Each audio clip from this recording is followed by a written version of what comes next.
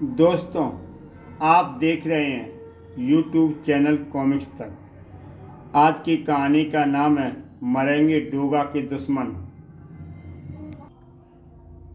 दोस्तों, मरेगा डोगा के दुश्मन में आपको कहानी समझने के लिए यूट्यूब चैनल कॉमिक्स तक में जाके इसका पिछला भाग मारा गया डोगा को देख लें, तभी ये कहानी आपको अच्छी तरह समझ में आएगी। अब आगे यूट्यूब चैनल कॉमिक्स तक सब्सक्राइब करें और देखें डोगा की एक से एक बेहतरीन कहानी। घंटी बजने के बाद टेलीफोन रिसीवर की ओर बढ़ता ये हाथ निश्चित रूप से चीता का था। हेलो चीता एयर, आज ये बात साबित हो गई चीता की पुलिस वर्दी में तुम सचमुच अपने फर्ज और कर्तव्य से गद्दारी कर रहे थे। उधर से उभरा कमिश्नर सिन्हा का व्यंग्यात्मक स्वर चीता के लिए चौंकाने वाला था। मगर इस मामले में मुंबई पुलिस के नाम पर लगे नाकामी का धब्बा आज साफ हो गया। हमारे एक होनहार इंस्पेक्टर असलम के हाथों आखिरी मारा ही गया डोगा। आवाज़ के एक एक शब्द में गर्व भरा हुआ था। डोगा मारा गया। उधर से फ़ोन डिस्कनेक्ट कर दिया गया, लेकिन इसी के साथ उसके मस्तिष्क में आंधियाँ सी चलने लगी थी। उसके जिसने कभी डोगा की मौत नहीं चाही थी। अगर ये खबर सच है तो डोगा अकेला नहीं मरा, उसके साथ ही इंसानियत भी मर गई।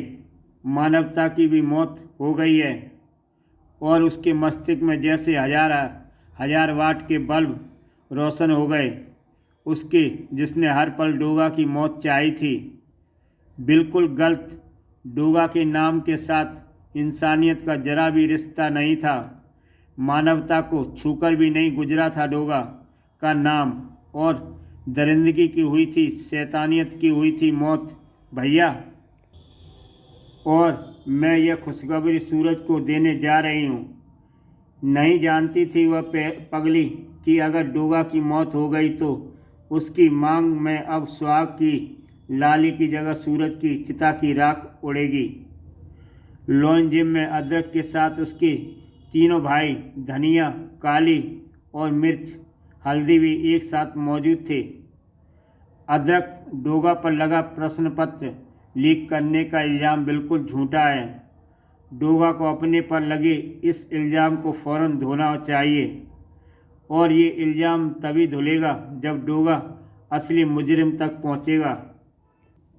और तभी मोनिका ने चेहरे पर चमक लिए जिम में प्रवेश किया। सूरज, सूरज, ओह अदरक चाचा। सूरज कहाँ है अदरक चाचा? लगता है उसे कोई खुशखबरी देना चाहती हो। हाँ अदरक चाचा, और वो खुशखबरी तो आपके लिए भी है, बल्कि महानगर के हर इंसान के लिए है। मगर सूरज कहाँ है? सूरज इस समय जिम से बाहर है, मगर आखिर वह खुशखबरी है क्या? हिंसा और दरिंदगी का चेहरा आज गोलियों से छलनी कर दिया गया। डोगा मारा गया अदरक चाचा, मारा गया डोगा आज। डोगा मारा गया? मोनिका के शब्दों की बिजली पूरी तरह गड़बड़ाकर चारों भाइयों पर गिरी थी। ऐसे तड़प उठे अदरक चाचा जैसे किसी ने उसका पूरा हृदय मुट्ठी में लेकर भींच दिया हो। या अल्लाह, अगर ये खबर सच है तो हिंसा और दरिंदगी का चेहरा छलनी हुआ है वफादारी और सच्चाई का चेहरा। मौत हुई है सत्यमेव जयते की। भरे हुए थे हल्दी चाचा और काली मिर्च के हृदय भी। इस तरह टूटने से काम नहीं चलेगा। सूरज का चेहरा देखे बिना हमें इस खबर पर कतई विश्वास नहीं करना चाहिए। काली ठीक कहता है। मेरे ख्याल में पहले पोस्टमार्टम हॉल में जाकर लाश की शिनाख्त करनी चाहिए। वे तुरंत उस हॉस्पिटल की ओर रवाना हुए जहां पुलिस केसों की लाशें पोस्टमार्टम के लिए भेजी जाती थीं। छत्रपति मेडिकल इंस्टीट्यूट पर पहुंचा हुआ था चीता भी। चीता को वहां देखकर सबसे ज़्यादा बौखलाए अदरक चाचा। उनकी हालत ऐसी थी जैसे चोरी करते पकड़े गए हों। मगर अदरक चाचा ने जल्दी स्थिति को संभाला। इस प्रश्न का उत्तर पाने के लिए मैं यहाँ पहुँचा हूँ कि मैं किसी पुलिस वालों से तो करता था कि डोगा की लाश मोर्ग में कहाँ रखी गई है। हम लोग आपस में शर्त लगाते रहते थे कि डोगा कौन है। हम देखने आए हैं कि कौन शर्त जीता है। मेरा विश्वास है कि तुम चारों ही शर्त हारोगे। डोगा नहीं मर सकता, डोगा नहीं मर सकता। कोड़के की सूचना और भी चौंकाने वाली थी। रियली चीता, हम तो खुद चकरा गए हैं। डोगा की लाश गायब हो गई है, हॉस्पिटल तो पहुंची ही नहीं। क्या मतलब? तभी चीता को अपना परिचित इंस्पेक्टर कोड़के नजर आया। कोई जाली एम्बुलेंस लेकर हॉस्टल पहुंचा और हॉस्पिटल की एम्बुलेंस बताकर लाश लेकर रफू चक्कर हो गया। डोगा की लाश गायब करके किसे क्या फ़ायदा हो सकता है? उधर सोला और उसके साथी डोगा की मौत पर जश्न मनाने में व्यस्त थे। डोगा हिच इस वक्त यमराज के दरबार में हाजिरी दे रहा होगा। यारों, उसको पता नहीं था कि हमसे उलझ कर वह गया। क्या कहते हैं, काम से बाय बटिंडा। अब हमारे धंधे की रुकावट दूर हो गई। हिच, कल हम पर्चे डिस्काउंट पर बेचेंगे। अभी धंधे की बात मत कर डेजी, अभी सिर्फ डोगा की मौत का जश्न मना। हिच।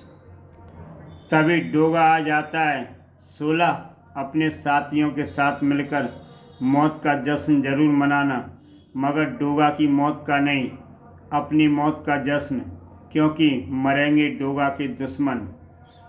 सूका, यार ये मुझे डोगा क्यों नज़र आ रहा है? हिच, मुझे भी ज़्यादा चढ़ गई है गफूरा। हिच, ये तो मुझे डोगा नज़र आ रहा है। मामा, मुझे भी ये डोगा ही लग रहा है। डोगा तो डोगा ही है, नज़र आएगा धोखेबाज शैतानों। लेकिन इस समय तुम जो नज़र आ रहे हो, कुछ देर बाद वो नज़र नहीं आओगे, क्योंकि तब तक मैं तुम्हारी सूरतें इतनी बिगाड़ दूंगा कि आईना भी तुम्हें पहचान देने में असमर्थ हो जाएगा। क्योंकि तब तक मैं तुम्हारी सूरतें इतनी बिगाड़ दूंगा कि आईना भी तुम्हें पहचान देने में असमर्थ हो जाएगा। खुद को नियंत्रण करने की ज़बरदस्त कोशिश कर रहा था सोला। तुम बच कैसे गए? मैं तुम्हारी लाश देखकर आया हूँ। वो तुम्हारे अरमानों की लाश साबित हुई सोला। नहीं हिच, अगर तुम तब नहीं मरे तो अब मरोगे। मगर ये मुझे तीन क्यों दिखाई दे रहे हैं? डोगा ने बचने की जरा भी कोशिश ना की थी,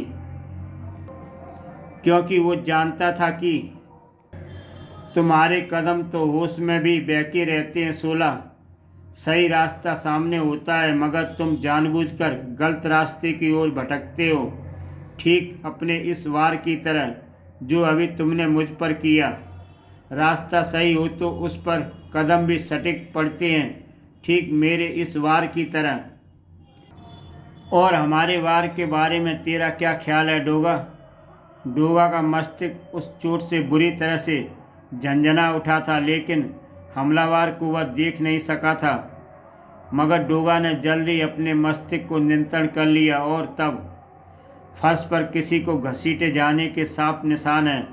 घसीटती हुई लाइनें दरवाजे की ओर जा रही हैं, यानी मुझ पर हमला करने वाला अज्ञात हमलावर ने लगभग बेहोश से हो चुके सोला इत्यादि का अपहरण कर लिया है। गहरी सांस भरकर हड़बड़ा उठा डोगा। गलत रास्ते पर पड़े युवा जब छोटे मोटे अपराध करने में सफल हो जाते हैं तो स्वयं ही तीर मारखा समझने लगते हैं और ऐसी हरकतें कर बैठते हैं कि मौत को खुला निमंत्रण दे देते हैं। सोला और उसके चमचों ने जब प्रेस में लीक प्रश्न पत्रों के बारे में बयान दिया तो केवल मुझे फंसाने में ही उनका ध्यान था। उन्होंने सोचा भी नहीं था कि अब बड़े बड़े गैंग उनके पीछे पड़ जाएंगे और लीक पेपरों का रहस्य जानने के लिए उन्हें यातनाएं देंगे ताकि धंधे पर उनका कब्जा हो जाए। और शायद ऐसा ही किसी गैंग ने 16 इत्यादि का अपहरण किया है। अब इनके साथ ही मुझे पता लगाना है कि आखिर मारा गया नकली डोगा कौन था और डोगा बनकर उसे क्या फ़ायदा होने वाला था। उन गंभीर सोचों के साथ ही वह बढ़ रहा था उन आधे अधूरे पर्चों को। लेकिन इधर कहीं इस बेवकूफ़ शंकर ने अपने हाथ पर अपना नाम खुदवा रखा था। नाम पढ़कर पुलिस हम तक पहुंच जानी, इसलिए नकली डोगा की लाश को गायब करना जरूरी हो गया था। ये था सुलेमान ग्रुप। सुलेमान, तुम तो कहते हो कि डोगा की नकली ड्रेस बनाकर हम डाका डालेंगे, अपहरण करेंगे, पुलिस हमें हाथ नहीं लगाएगी, वारे न्यारे हो जाएंगे। लेकिन यह क्या हो गया? मुझे क्या पता था सिक्का की प्रश्न पत्र वाला बावेला खड़ा हो जाएगा और पुलिस डोगा के जान की दुश्मन बन जाएगी, देखते ही गोली मार देगी। मैं भी यही समझता था कि पुलिस डोगा की इज्जत करती है और वो उस पर हाथ नहीं डालेगी। बेचारा शंकर पहली बार डोगा बनकर हॉस्टल के फंड का सारा रुपया लूटने के लिए निकला और मारा गया। लेकिन फिर भी हमारे पास अभी अपने इस घाटे को पूरा करने का एक रास्ता है, सिक्का 16 और उसके साथी, जो हमें ये बताएंगे कि वे लीक प्रश्न पत्र डोगा के साथ मिलकर कहाँ से हासिल करते थे।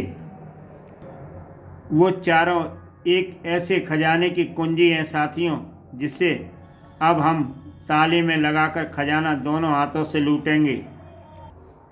और ठीक आधे घंटे बाद, लगता है ये काफ़ी पी गए हैं, अभी तक होश में नहीं आए।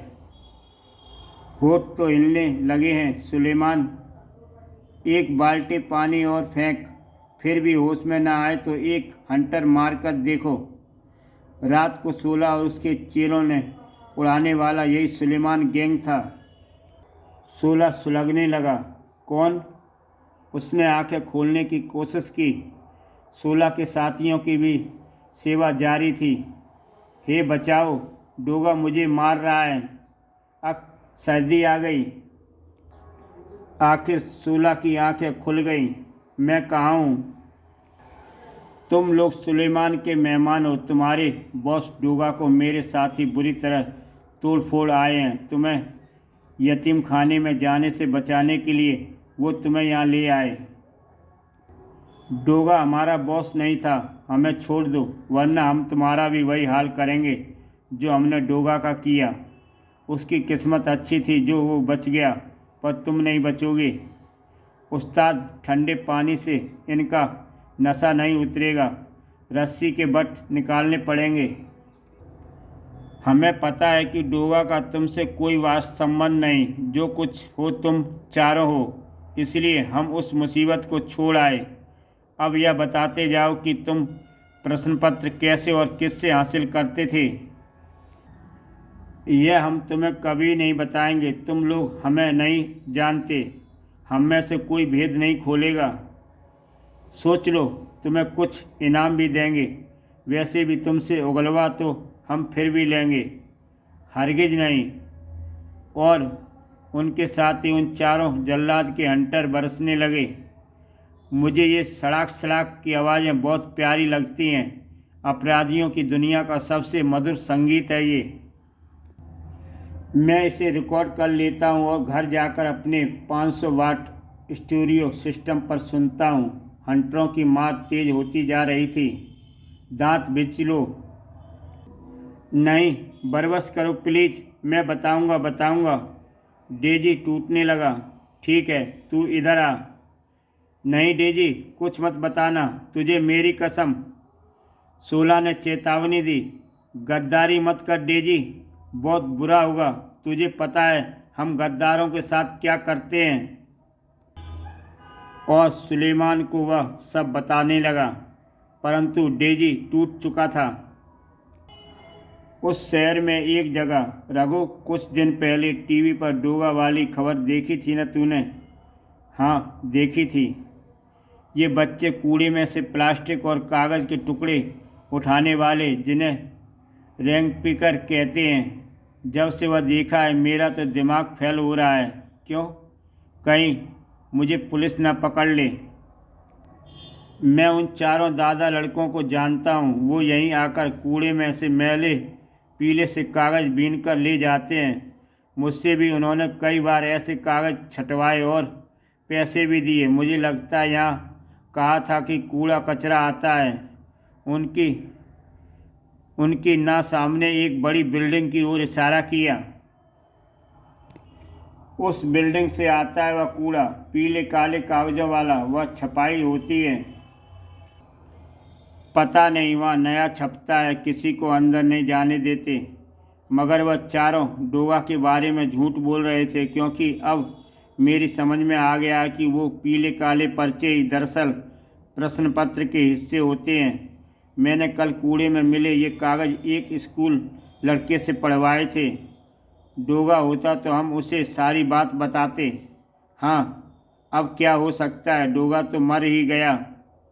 दूसरे ही पल गूंजी उस आवाज़ को सुनकर दोनों का चेहरा फक पड़ गया। डोगा मरा नहीं, डोगा जिंदा है। दोनों ने पीछे मुड़कर देखा। डर के मारे लक्की के हाथ से कूड़े का थैला छूट गया। डोगा? लेकिन मैंने खुद तुम्हारी लाश टीवी पर देखी थी। मरने वाला नकली डोगा था बच्चों। शायद कोई मेरी नकल करने की कोशिश कर रहा था, जिसका अंजाम उसे भुगतना पड़ा। लकी ने सारा किस्सा सुनाया और अपने थैले में से एक पीला कागज़ निकालकर भी दिखाया, जिसे उसने 16 गैंग के लिए बीना था। ओह, यह तो वैसा ही कागज़ है जैसे प्रूफ पेंटिंग के लिए प्रेसों में प्रयोग होता है। ऐसा ही एक कागज़ मैंने 16 के घर से बरामद किया था, जिसे देखते ही लग रहा था कि वह किसी कूड़ा घर से उठाया गया है और यह टुकड़े सामने वाले प्रेस से कूड़े में यहाँ फेंके जाते हैं। दूसरी ओर सुलेमान बहुत खुश हो रहा था। अरे ओ सांबा, हमको पता लग गया है कि पेपर लीक कैसे होते हैं। झूठ झूठ, डेजी झूठ बोल रहा है। सुलेमान, इसकी बात का विश्वास मत करना। अगर ये झूठ बोल रहा होता तो तू इतना हल्ला ना मचाता। अब पेपर हम लीक करके बेचा करेंगे, करोड़ों बनाएंगे। तुम स्वर्ग से हमें आशीर्वाद देते रहना। तुम दो इसे लेकर जाओ, कहीं प्रेस के सामने कूड़ा घर है, देखो इसकी बात सच है या नहीं। कहता है वहाँ प्रूफ के कागज़ मिलते हैं। मैं सब दिखा दूँगा इनको, फिर हमें छोड़ दोगे? हाँ हाँ, छोड़ देंगे। चारों को छोड़ देंगे, जहन्नुम के मेन गेट तक। उधर डोगा लकी की कहानी सुन उन्हें लेकर भारत प्रिंट्स की बिल्डिंग में जा ही रहा था कि डोगा रुको, वह देखो। ओह, डोगा ने गौर से देखा। ये तो वही हैं जिनकी मुझे तलाश थी। बीच में 16 का साथी और साथ में है शायद अपहरण करने वाले वही हमलावर, जिन्होंने धोखे से वार करके मुझे बेहोश कर दिया था। यह है वह कूड़ाघर जहाँ प्रूफ के टुकड़े छांटकर उन्हें जोड़कर हम प्रश्न पत्र तैयार करते हैं। इसके ठीक सामने वह प्रिंटिंग प्रेस है। और यह मत भूलो कि तुम्हारे सिरों के ठीक ऊपर डोगा है, जिसके चेहरे पर तुम जैसे अपराधियों ने अपराध का दाग छोड़ने में कोई कसर नहीं बचा रखी थी। डेजी, बाप रे, डोगा भागो वरना ये बहुत मारेगा। एक ही बार से दोनों बेहोश हो गए। डोगा की मार के खौफ से डेजी कूड़े के ढेर में ही घुस गया। डोगा ने पहले हमारा धंधा बंद किया, अब जरूर हमें बंद करवा दे। अपने हथियार मुझे सौंपकर फिर कभी अपराध न करने का मुझे वचन देकर तुमने मुझे धोखा दिया। उनकी सज़ा तो अब तुम्हें भुगतनी ही होगी। डेजी, धधक उठा था डोगा का चेहरा। डेजी, बताओ तुम्हारे बाकी साथी कहाँ हैं? जल्दी। बताता हूँ। अपना पैर ढीला करो प्लीज़। मेरी सांस रुक गई तो मैं मर जाऊँगा। सुलेमान को बेसब्री से चिक्का की मैसेज की प्रतीक्षा थी। अब तुम तीनों के दुख की घड़ियां ख़त्म होने वाली हैं। जैसे ही चिक्का का टेलीफोन आएगा कि कूड़ेदान मिल गया, जलाल उस तरह से तुम्हें हलाल कर देगा। इसे हलाल करने में बहुत मज़ा आता है। किसी सनकी पीर ने इसे बता रखा है कि यदि यह 100 इंसानों को हलाल कर दे तो इसकी पीठ का दर्द ठीक हो जाएगा। और सुलेमान की पीठ मुड़ते ही कब बजेगी घंटी, कितनी देर और इंतज़ार। अचानक जलाल कूद पड़ा और सुक्का की पीठ पर सवार हो गया। तब तक प्रैक्टिस ही क्यों ना कर लूं। सुलेमान, खुदा के लिए इस पागल को यहाँ से हटा ले। मैं तो थोड़ा सा काट कर देख रहा था, इसका खून सफ़ेद तो नहीं हो गया है। ओह, चिल्ला मत। जब मैं हलाल करूँगा तब गर्दन सामने की ओर से काटूँगा। धीरे धीरे मेरी पीठ का दर्द ठीक हो जाएगा। तभी सुलेमान चीखा, जलाल हट जा। मैंने तुझे साफ कहा था कि टेलीफोन के आने के बाद ही। तभी फ़ोन घनघना उठा। लाइन क्लियर, या लिल्लाह। 16 सुक्का और गफूरा चीख उठे, बचाओ। तभी एक चिरपरिचित आवाज़ वहाँ गूंजी, फ्रीज। और जलाल का उस्तरे वाला हाथ एक फौलादी पंजे की जकड़ में आ गया था। डोगा ने जबरन उस्तरे को जलाल की नाक पर रखकर एक तेज झटका दिया। आह, अब चिल्लाने की बारी तुम्हारी है। दूसरों का लहू बहाने से तेरी पीठ का दर्द ठीक हो जाता है ना, मगर अब मैं तेरी वो हालत कर दूंगा दरिंदे कि अब खून के नाम पर तेरी पीठ का दर्द बढ़ जाएगा, क्योंकि तब तुझे याद आ जाएगा डोगा। जल्लाद, ख़त्म कर दो इस कुत्ते को। हाँ, आओ ख़त्म करो इस कुत्ते को। मगर मैं अक्सर कहा करता हूँ कि कुत्ते को जब कोई बुरा लगता है तो वो उसे काट लेता है, और तब उसके जहर से बचना मुश्किल होता है। ओह, जल्लाद वहीं ढेर हो गया। 16 के मुंह से वो विस्मयकारी शब्द डोगा के लिए निकले थे, डोगा बचो। ओह, डोगा उछलकर बच गया और सुलेमान के साथ ढह गया, बुरी तरह घायल जल्लाद भी। और तब डोगा 16 इत्यादि की ओर पलटा। 16, तुमने मुझे कदम कदम पर धोखे दिए हैं, और आज जब मौत ठीक मेरे सिर पर थी तो तुमने मुझे जलाल का शिकार क्यों नहीं होने दिया। किसी भी गुनाह का उद्देश्य बिना मेहनत रातों रात अंधाधुंध पैसा कमा लेना होता है डोगा? नहीं, लेकिन पैसे की चमक के पीछे से आती पुलिस की गोली और दूसरे गैंगों द्वारा ढाई जाने वाली मुसीबतों की चमक गुनाहगार को उस वक्त तक दिखाई नहीं देती। जब दिखती है तब बहुत देर हो चुकी होती है, क्योंकि पश्चाताप के लिए गुनाहगार जिंदा नहीं होता। हमारे साथ भी यही होने वाला था, मगर तुमने ही आखिर हमें बचा लिया। डोगा, हो सके तो हमें माफ़ कर दो। हम आप अपने गुनाहों का दंड भुगतने के लिए तैयार हैं, क्योंकि हमें गुनाहगार के रूप में डरी हुई ज़िंदगी नहीं चाहिए, आज़ादी की ज़िंदगी चाहिए। तो फिर शाम के समाचार पत्रों में तुम्हारी सारी करतूतों की खबर के साथ तुम्हारी गिरफ्तारी की खबर भी छपनी चाहिए।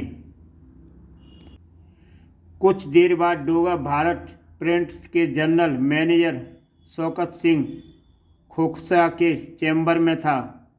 डोगा, तुम? हाँ, मैं ज़िंदा हूँ, और कैसे ज़िंदा हूँ ये सब शाम के अखबारों में पढ़ लेना। फ़िलहाल वो सुनो जिसके लिए मैं यहाँ आया हूँ। सरदार जी, आपको पता है कि आप लोगों के कारण छात्रों का जीवन तबाह हो रहा है, क्योंकि यहाँ से हायर सेकेंडरी बोर्ड परीक्षा के सारे पेपर लीक हो रहे हैं। जनरल मैनेजर ने कड़ा विरोध किया। हम 20 साल से प्रश्न पत्र छाप रहे हैं, लेकिन ऐसा कभी नहीं हुआ। मेरी प्रेस प्रश्न पत्र वह केवल गुप्त दस्तावेज छापता है, मेरा कोई कर्मचारी ऐसा नीच काम नहीं करेगा। डोगा, तुम एक झूठ इल्ज़ाम लगा रहे हो। तुम मेरे साथ नीचे अपने प्रेस में चलोगे? इसका कारण आपके प्रेस में हो रही लापरवाही है। कुछ क्षणों बाद ही वे प्रिंटिंग हॉल में थे। यह देखो, जब प्रश्न पत्र छपने के लिए प्लेट तैयार होकर मशीन पर चढ़ती है तो मशीन मैन 3-4 फार्मे प्रूफ वाली घटिया कागज़ पर ट्रायल छपाई कर देखता है कि यह प्लेट ठीक बनी है या नहीं और मशीन में स्याही ठीक लगी है कि नहीं। वही ट्रायल छपाई वाले कागज़ आपके कर्मचारी फाड़कर या गोला बनाकर लापरवाही के साथ कूड़े में फेंकते हैं। बाहर अपराधी तत्व कूड़े से वह गोले या टुकड़े छांटकर पूरे पेपर जान लेते हैं और पेपर लीक हो जाता है, समझे? जनरल मैनेजर ने डस्टबिन में से रद्दी कागज़ का एक टुकड़ा उठाकर देखा। ओह गॉड, हमने तो यह सोचा ही नहीं था कि ऐसा भी हो सकता है। ये रद्दी तो जलाई जानी चाहिए थी। डोगा, अब क्या होगा? हमारी इस लापरवाही से मेरा प्रेस बदनाम हो जाएगा। बरसों की साख मिट्टी में मिल जाएगी। हाँ, समस्या तो है, मगर ऐसी नहीं कि जिन पर हल ना हो। मैं 16 गैंग से कुछ ऐसा बयान दिलवाऊंगा कि आपकी संस्था पर आंच नहीं आएगी, लेकिन इसकी कीमत देनी होगी आपको। कीमत? जरा बाहर चलिए।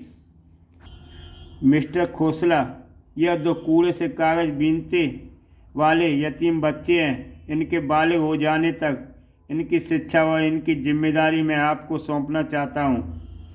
Mister Doga, I am promise you of 10 वर्ष बाद यह तशरीफ़ लाइए। ये बच्चे आपको कहीं उच्च पद पर काम करते मिलेंगे। मिलाइए हाथ।